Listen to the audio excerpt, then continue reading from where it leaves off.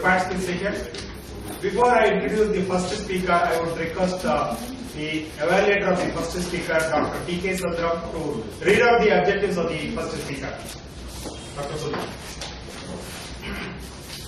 The objectives is very simple.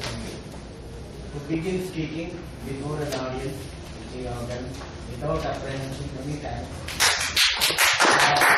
Before teaching skills you already have and skills that need some attention. You have already shared all your inhibitions, so no problem. So hope you will do a better job. Time allotted is 4 to 6 minutes. Please keep within the time. Thank you, Dr. Sudram.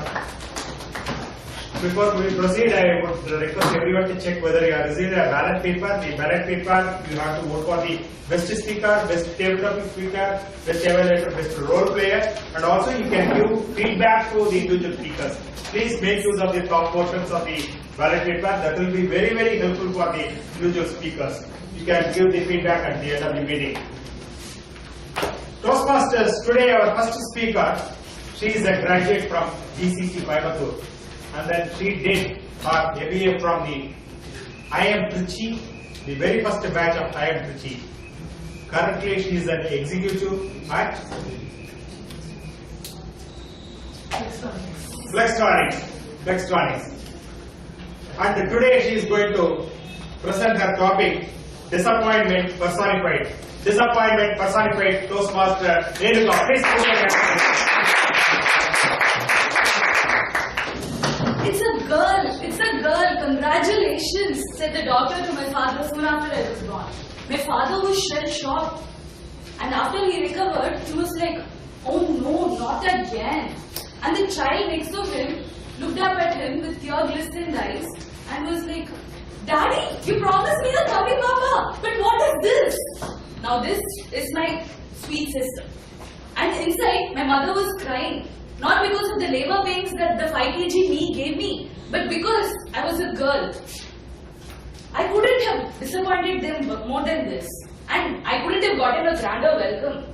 Good afternoon everybody, I'm Renuka and I'm here to give you a gist of my life in my icebreaker speech.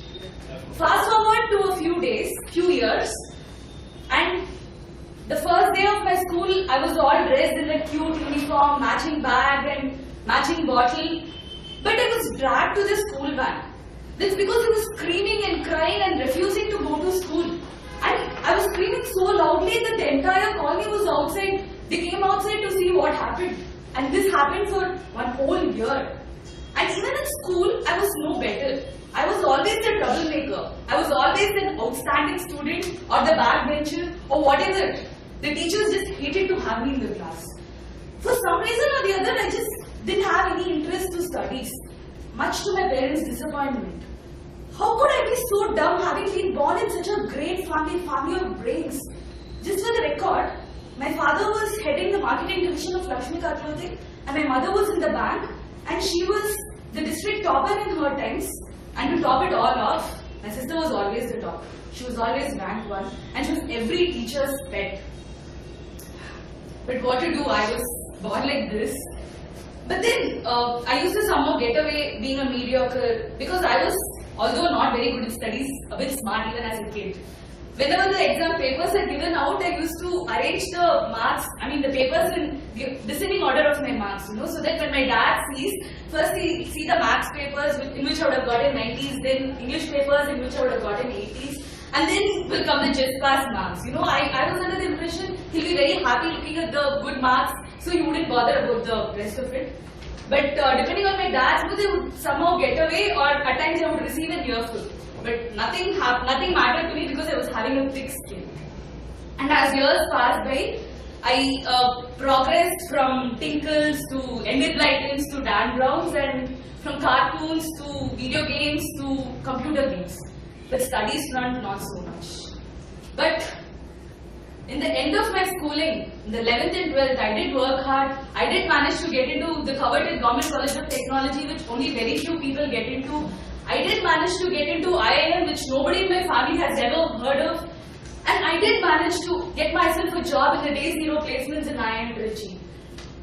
And the story of this transformation, I don't want to get into it now, that is for some other stage, but what I would like to tell you all is that at this stage of my transformation, one thing I realized is that love. My family loved me despite me being a disappointment all along. My entire family was there for me when I wanted them to be. That love, that realization, it created a strong bonding, and this bonding not only helped me rise in life, it helped the entire family rise in life. For example, it made my sister rise to the level of a consultant, senior consultant at Infosys. It helped my mother rise to the level of manager from a humble beginnings as a clerk. And best of all is my father, who was able to shed his inhibitions and become an entrepreneur. This family bonding gave him enough courage to get into entrepreneurship from the corporate world. All of this thanks to family bonding. And I would like to end my speech with one quote that I read somewhere, which makes so much sense to me. At the time of test, family is the best. Toastmasters. Very short but interesting.